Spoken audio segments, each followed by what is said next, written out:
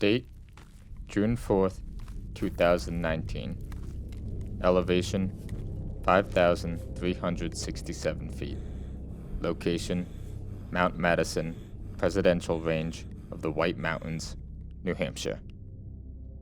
In the late spring, as summer was approaching, this far north and this high up, the whites were very much still gripping the last remnants of winter.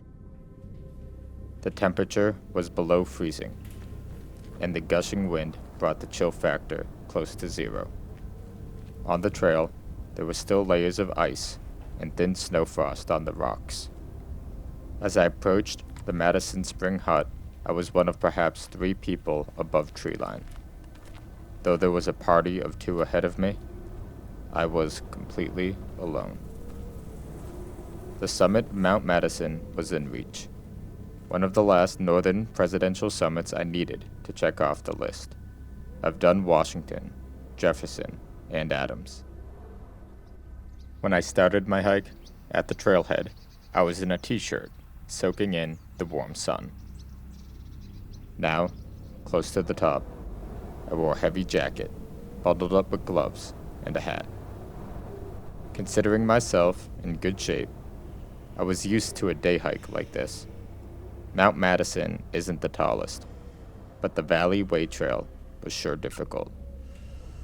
Huffing and puffing, I was more out of breath than usual. Perhaps I didn't get a good night's sleep due to waking up several times to go to the bathroom. Maybe it was the sausage, egg, and cheese I ate for breakfast. I didn't eat many trail snacks either.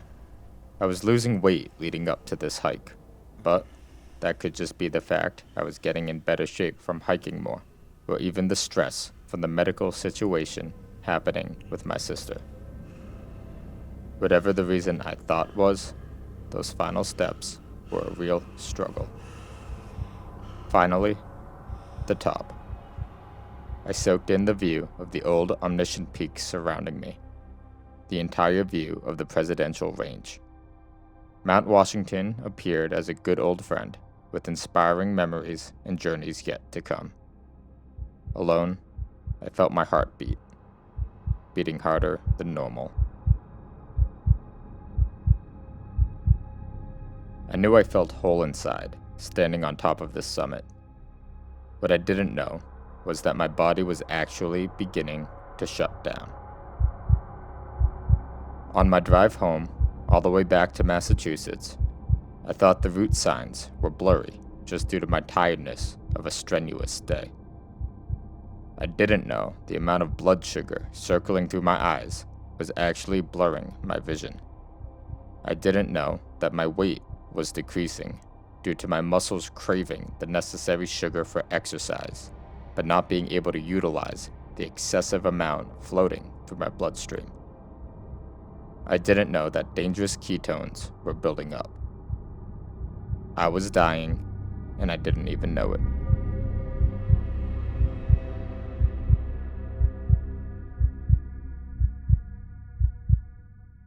My name is Joseph Anthony Marcello. I am one of roughly 1.3 million people in the US and 8.4 million worldwide diagnosed with the autoimmune disease Type-1 Diabetes. I am proud to call myself a weightlifter, a runner, a mountaineer, an athlete. As a T1D, I know I'm not the only one. We will discuss with others what it takes to be a T1D athlete and what it means to be tough. This is T1 Determined.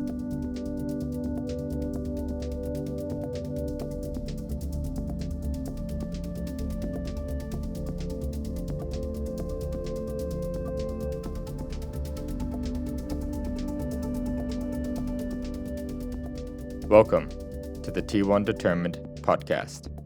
In Season 1, we will release a blend of stories and discussions covering Type 1 diabetes and fitness.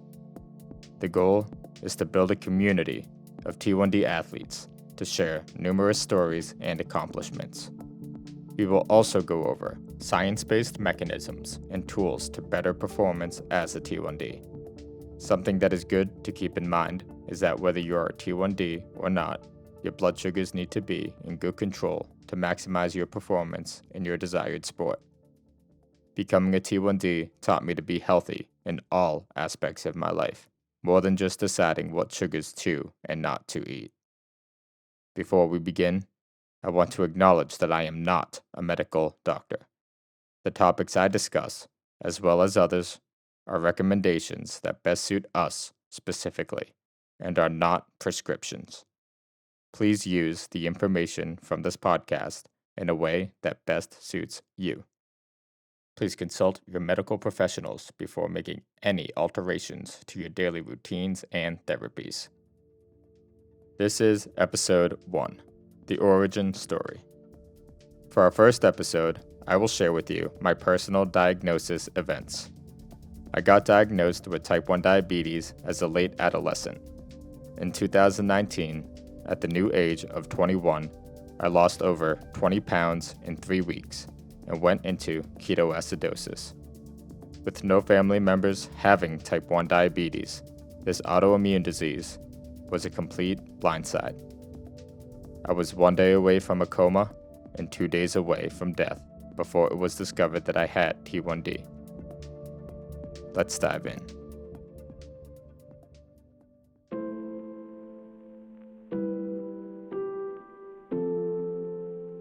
The late spring and early summer of 2019 was a rough one for my parents.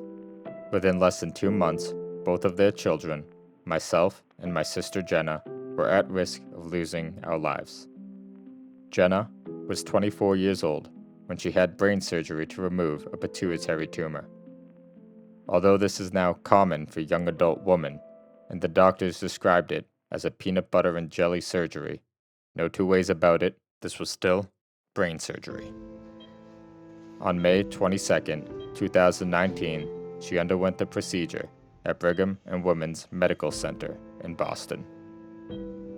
I remember being so nervous while she was in the operating room that I needed to go for a walk outside and grab a cup of coffee. Strutting on the sidewalks of the Longwood area in Boston, I didn't know that I would become quite familiar with this neck of the concrete woods. I stopped at the Dunks right outside the Joslin Diabetes Center. At the time, I didn't pay attention to it. No clue what Joslin even was. Luckily, the surgery went as well as it could. Jenna's tumor was fully removed, and she had no problems during surgery. To this day, she is doing well with no return of the tumor. I can only imagine the fear she faced during this time.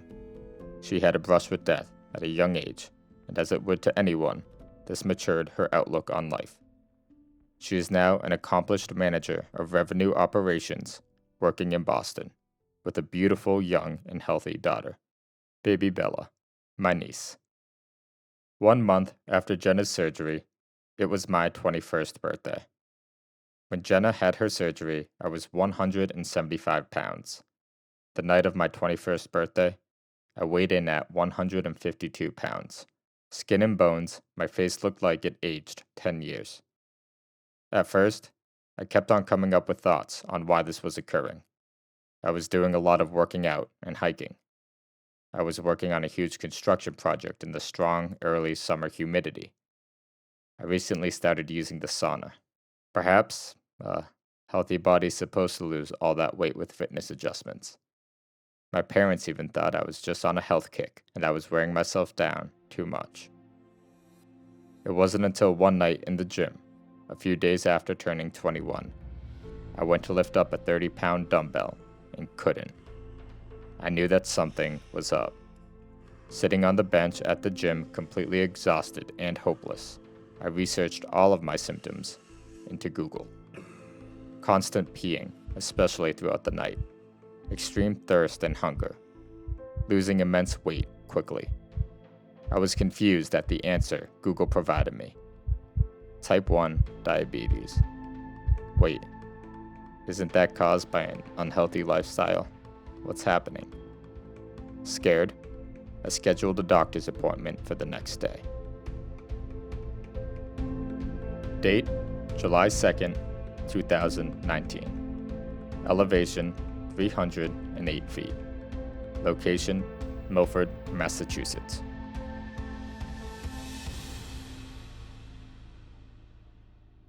I'm from a big Italian family.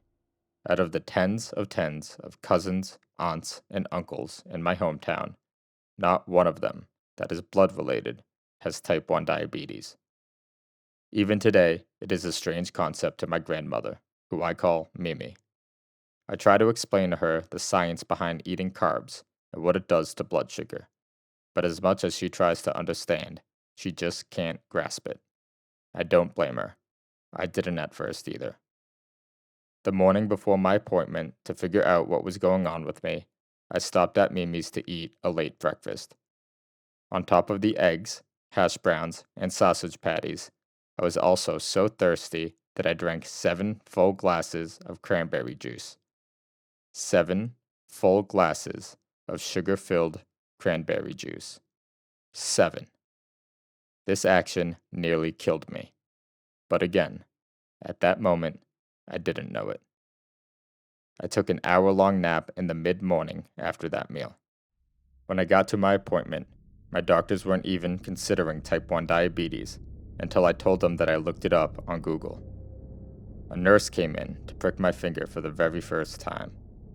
Using a glucometer to measure my blood sugar level, she pricked my finger and directed the blood into a test strip, waiting for the result. She never said the result back to me. Her eyes just widened, and she took it again.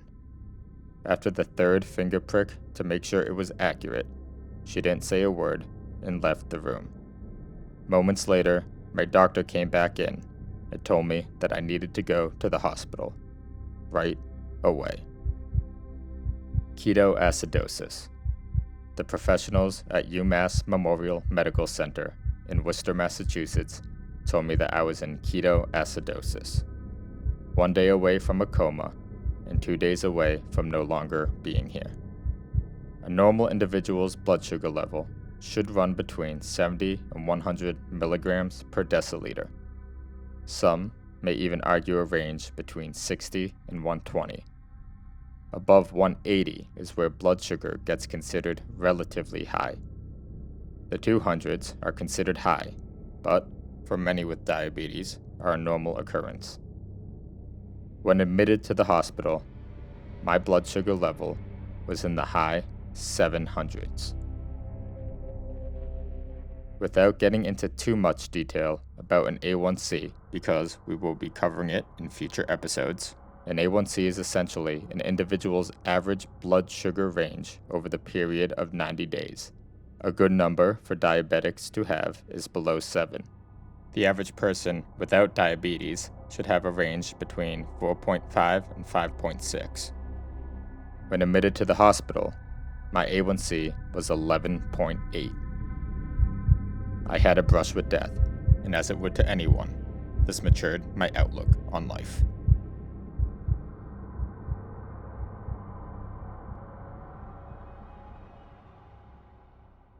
Though only, at the time, a hiker, my mind often wandered to higher peaks across the globe.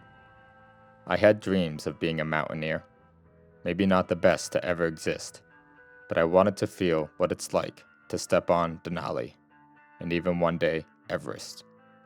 When I got diagnosed with T1D, I was an inexperienced hiker doing immense day trips. My main mountain goal of the year was Mount Whitney in California, a grueling 22-mile hike up to the top of the 48 contiguous states. Earlier that year, in April, I won a permit to do a day hike on Mount Whitney in the upcoming July.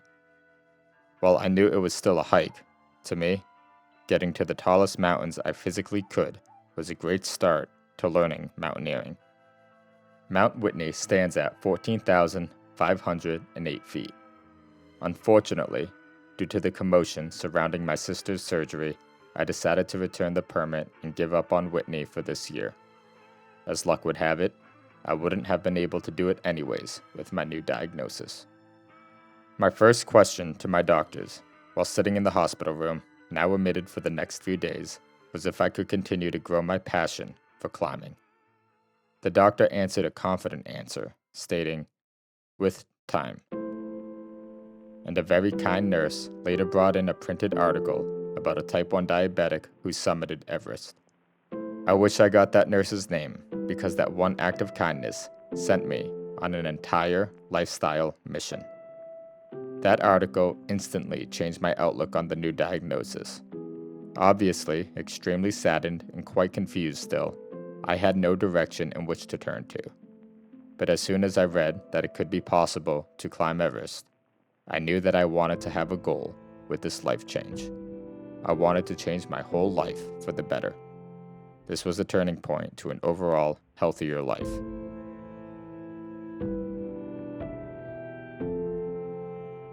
Finger pricks, needle injections, diet change, complete disarray. The following weeks were a living hell.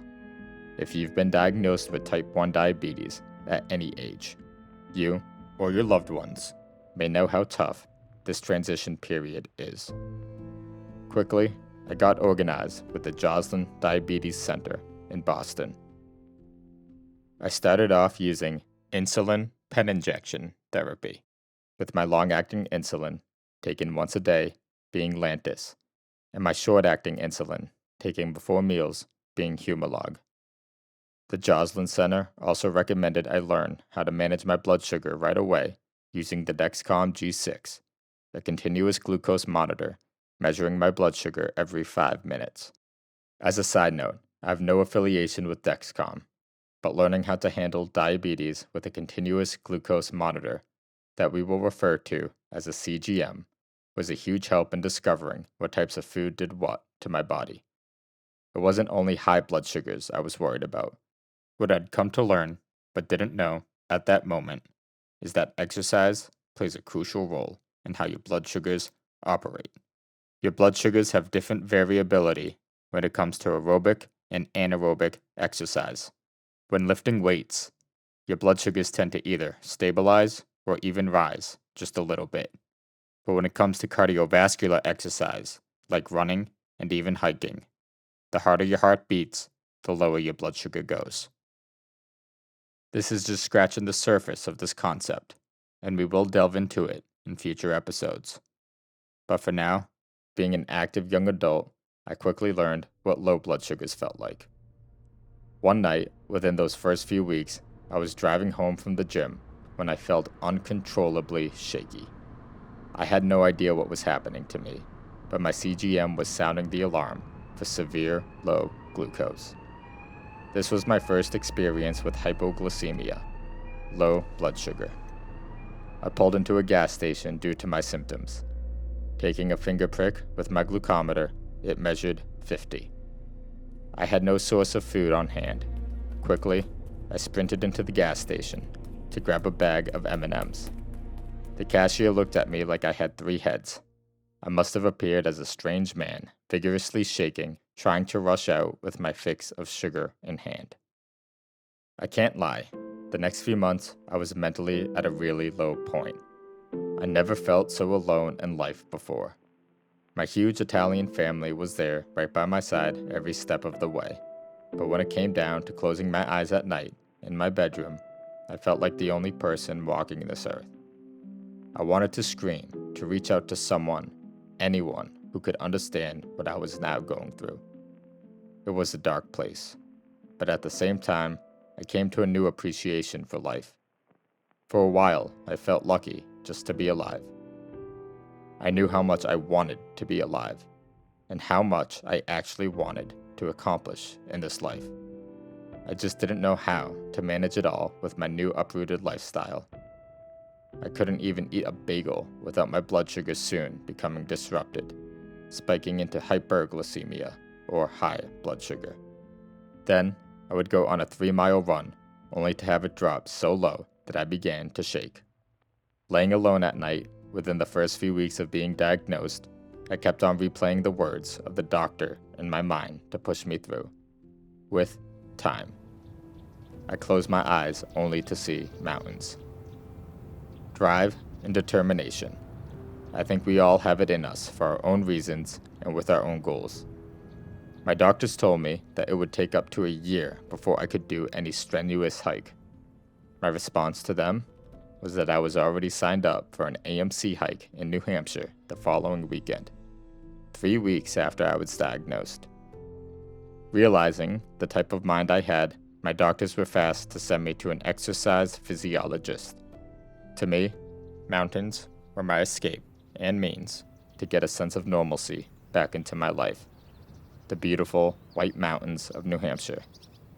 But I also dreamed further away. Since Mount Whitney, the tallest mountain in the 48 contiguous states, was out of the question for this year, I asked myself what a reasonable goal would be. Hopping onto the internet, I started to research the second tallest mountain in the 48 contiguous states.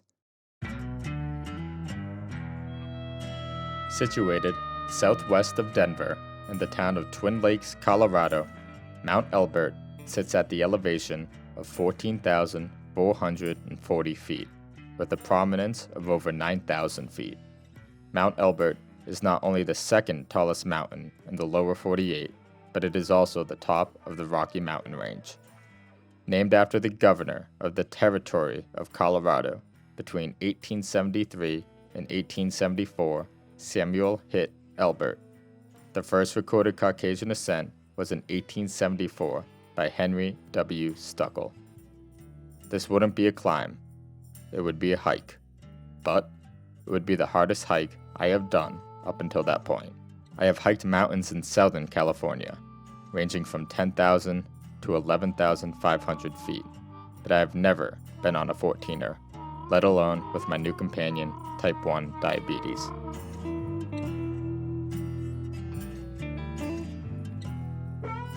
Traveling up the North Mount Elbert Trail, out and back to the summit is approximately 4.9 miles, making the entire trek approximately 9.8 miles, reaching 4,460 feet of elevation gain.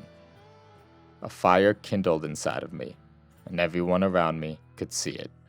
My parents, who almost lost both their children in a span of less than 2 months, saw this fire in my eyes. When every word out of my mouth was about Mount Elbert, they knew a passion was growing inside me to reach the summit. They agreed to accompany me to the Rockies.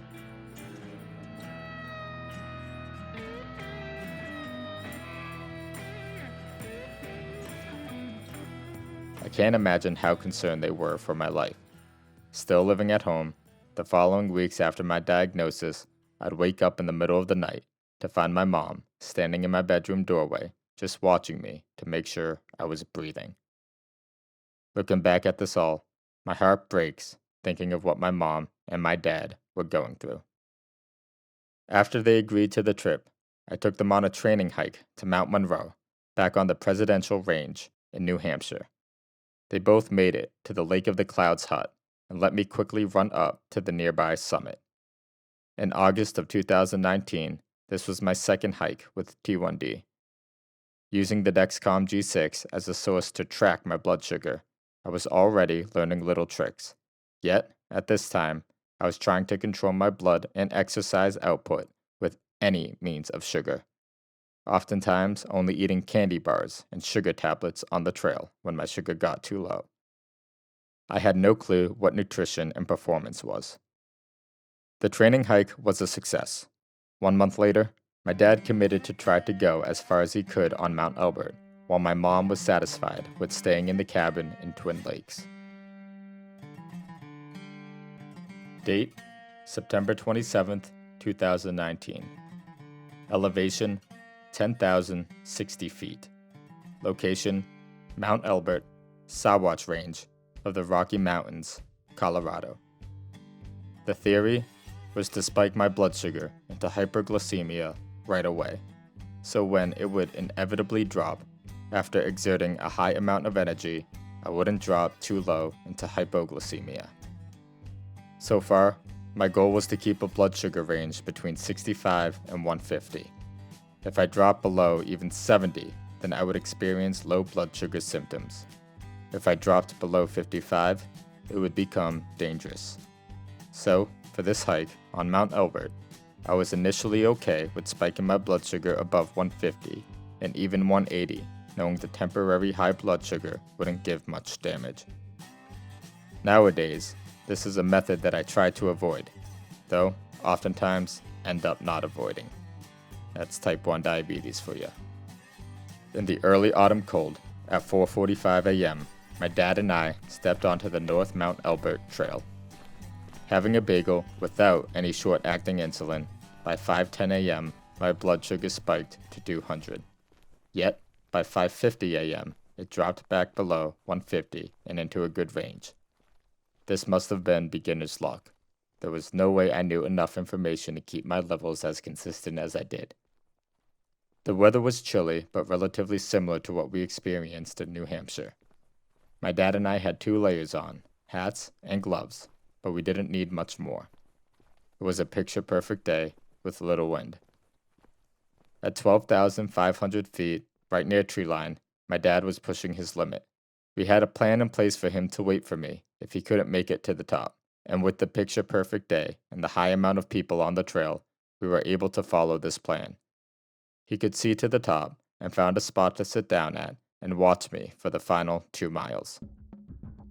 I set off on the long, hard final 2 miles alone. For most of the day, eating candy bars, my blood sugar stayed between 100 and 120. Again, beginner's luck. I didn't only rely on the CGM, but would take finger pricks with my glucometer every so often to make sure that the 2 were calibrated. Close to the summit, when I could see it in reach, my blood sugar dropped quickly to 90. I remember being scared to push on, thinking that it could drop further. This was also the first time in my life that I was approaching 14,000 feet in elevation. I didn't know how my body would react, but I was not experiencing any sort of altitude symptoms to that moment, and I only had a little more to go. I breathed in and had a little more sugar. Tightly monitoring my glucose, I took it step by step, a few steps at a time, and then a little rest. Finally, at around 10 a.m., with a blood sugar reading of 103, I reached the summit of Mount Elbert. Those familiar with the mountains know the phrase, "the summit is halfway there." I discovered, on the return to meet back up with my dad, and then to the trailhead, that my blood sugars tended to stabilize. My heart wasn't pumping as hard on the way down as it was on the way up. But, hours later, when I was relaxing by a fire, celebrating the accomplishment, my glucose experienced a delayed onset hypoglycemia, or, again, low blood sugar. It wasn't drastic, but it taught me that a slow burning descent has a different effect on your muscles using sugar for energy. Less than 3 months before, I got diagnosed with a life-altering disease. While extremely difficult, I was alive, and it was a disease I could learn to live with. Doctors told me that it could be up to a year before any major excursion in the mountains. Less than 3 months later, I was standing on the highest peak of the Rocky Mountain Range. This was a pivotal moment. As I stared at Mount Massive in the distance and the endless mountainous horizon beyond, this moment cemented the mindset I'd carry with me while learning to live with type 1 diabetes. The following year, I summited Mount Whitney at 14,508 feet, the tallest mountain in the U.S. outside of Alaska. A long 22 miles up more than 8,000 feet of elevation gain in one day. To date, I've summited Mount Washington, New Hampshire, in minus 40-degree weather. I've summited the glaciated peak Mount Baker in Washington State, as well as the infamous most glaciated peak in the lower 48, Mount Rainier, also in Washington State. I completed a marathon under 4 hours, and in 2 weeks, I will be traveling to Denali Base Camp for 9 days on the Kahiltna Glacier for a prep course and an expedition to the mountain Kahiltna Dome in Denali National Park, Alaska. In the years following my diagnosis, I've discovered and learned to balance T1D with a healthy lifestyle. Step by step, like on the mountain, I have learned information about nutrition, new tricks and ways to manage, as well as tactics to best improve my performance in the mountains. It wasn't right away. In fact, I have made more mistakes than I could count, including discovering what not to eat when and where not to inject insulin. As you may relate, I quickly discovered the huge mental toll it takes on you to manage T1D. It is like having a full-time job on top of your full-time job. To be real, and to be honest, I have experienced intense anxiety, as well as feelings of hopelessness, and I am discovering ways to manage these symptoms that are often seen in type 1 diabetics. Some of the things I learned include the amount of carbohydrates I eat throughout the day. I am currently on a heavy carb load diet to use carbohydrates as a source of energy during exercise. I have discovered the order of food I should eat during a meal. For example, I eat my fibers first, then my protein, and then carbohydrates.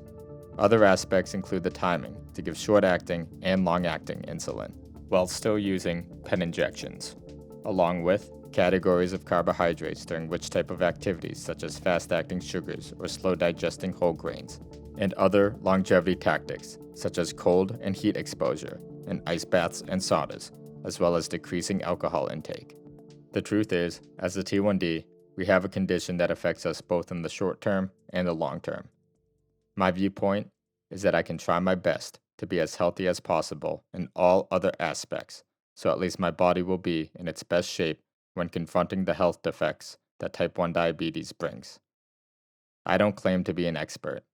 I've learned a lot since my diabetes diagnosis to be as healthy as possible and control what I can control, but I don't know it all, and I am constantly willing to improve my habits. This is one of the reasons why I wanted to start T1 Determined. I want to create a platform and where we T1D athletes can learn together. I haven't climbed Denali. I want to get to Everest. Through these podcast episodes, I hope to learn and discover with you in order to take the steps to get to my goals, with hopes that you can do the same for your goals.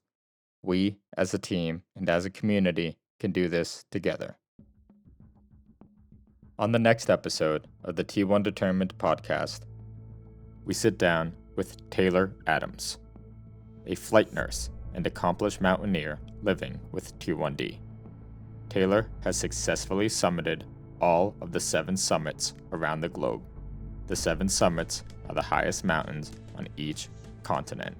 That is Denali of North America, Aconcagua of South America, Vincent Massif of Antarctica, Kilimanjaro of Africa, Mount Elbrus of Europe, Kosioku of Australia and Oceania, and Mount Everest of Asia and the world.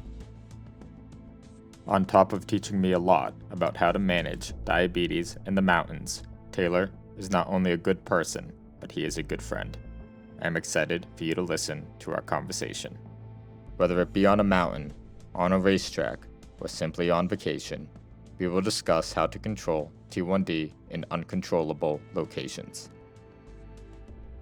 Today, we went through my origin story with type 1 diabetes, and now I want to hear about yours. Whether you were diagnosed at the age of 2 or 22, all of our stories are quite unique and life-changing. I would love to get a conversation going and listen to your personal experience with type 1 diabetes.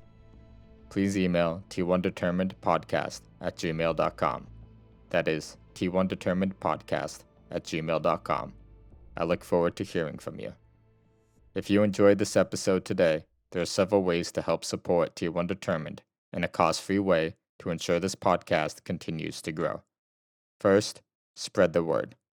Telling others about and referring them to these episodes helps to grow the community we aim to build. Second, please follow us on both Instagram and Facebook. You can find us with the handle @T1DeterminedBrand. That is @T1DeterminedBrand. Please also subscribe, follow, and leave a 5-star review, if so inclined, wherever you get your podcasts, whether that is Apple, Spotify, Amazon Music, YouTube, SoundCloud, or Libsyn. As this podcast continues to build, we will attempt to reach all streaming platforms. Lastly, we are currently looking for sponsors to further help produce the series. On top of podcasts, we plan to release blog posts and documentaries. Direct sponsors will have a hand in all aspects of bringing this community to life. and will also benefit from receiving direct blood sugar correlation with performance and diet analysis. If you know of a person or company interested in becoming a sponsor, please inform them of this brand and have them reach out. To become a sponsor, please email t1determinedpodcast@gmail.com. You can visit t1determined.net to stay up to date on our podcast as well as blog posts and our upcoming documentary projects. That is t1determined.net. Today's episode was written, recorded, and edited by me. T1 Determined is produced by Angel Entertainment and copyrighted to both Joseph Anthony Marcello and Angel Entertainment 2024. My name is Joseph Anthony Marcello. I am a Type 1 diabetic athlete, and this is T1 Determined. Thank you for listening.